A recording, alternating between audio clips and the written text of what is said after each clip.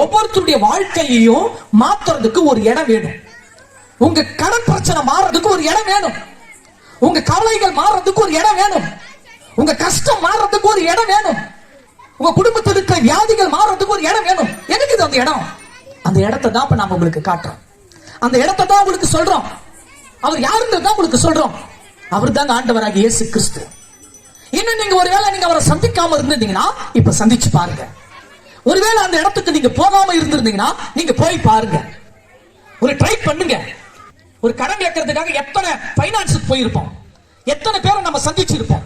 தீர்க்க முடியாத ஒரு வியாதி, எத்தனை ஆஸ்பத்திரிக்கு நம்ம ஏறி இறங்கி இருப்போம், எத்தனை டாக்டர்களை நம்ம பார்த்திருப்போம்.